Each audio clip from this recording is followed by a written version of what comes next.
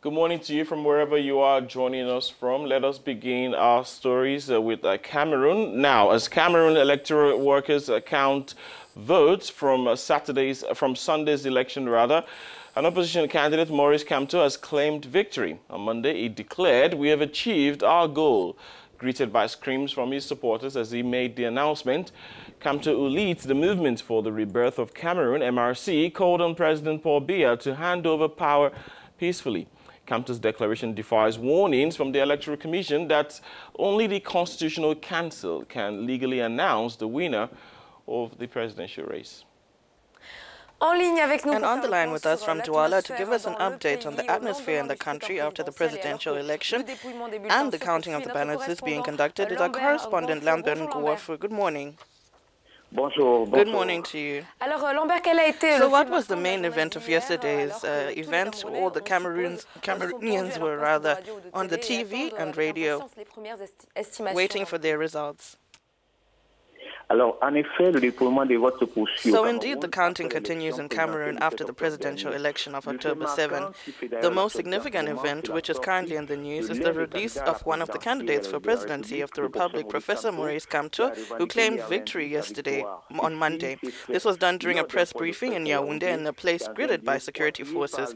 The man was distinguished himself during his campaign as a penalty shooter against outgoing President Paul Biya, as he said that he succeeded in his mission, namely that he scored the penalty.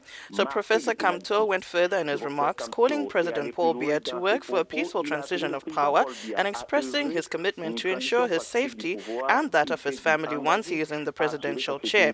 This release of Professor Kamto was welcomed as a thunderbolt in public opinion, especially since the electoral law provides that only the Constitutional Council has the power to give results.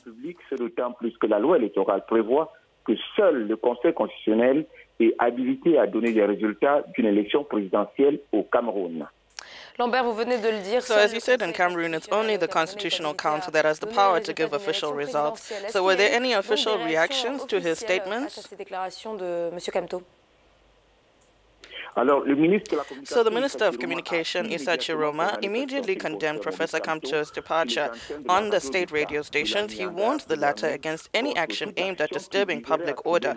Contact by telephone, the Minister of Territorial Administration simply said the exit of Maurice Kamto is a non-event. Some leaders of the ruling party, the CPDM, say that Maurice Kamto would like to use his statements to prepare the public opinion for a challenge to the results if it were to happen, and that the Constitutional Council would not vote in his favor. So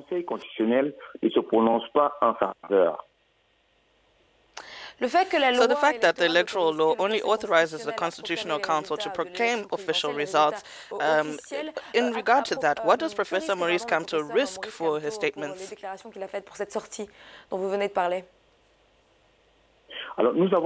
So we interviewed several lawyers who told us that Professor Kamto, on the basis of his statements, is safe.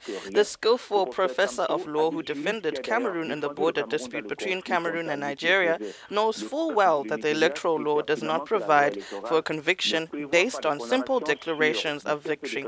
However, he may be prosecuted and even convicted if these statements lead to a mass uprising, violence, or disturbance of public order. As a good lawyer, he took care to call his supporters to calm down. Un bon juriste, il a d'ailleurs pris soin d'appeler ses partisans au calme. So, the last question, the population is waiting for the results. So what is the atmosphere in the country right now? So since yesterday, Cameroonian cities have been rather quiet.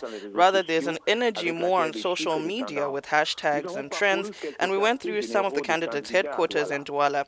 At the headquarters of Kamto and Cabral Libi, candidates, for example, the atmosphere was rather festive. The militants are satisfied with the scores of their candidates in polling stations in Douala, while at the headquarters of candidate Joshua Osei, there's a sadness there that you can see on the faces of people. The fact that voters in the English-speaking regions did not go to the polls in large numbers because of the crisis in these areas was a blow to Joshua Osei's party, whose traditional stronghold is in the English-speaking zone. So English-speaking regions yesterday, on Monday, respected the dead city operation advocated by censorship.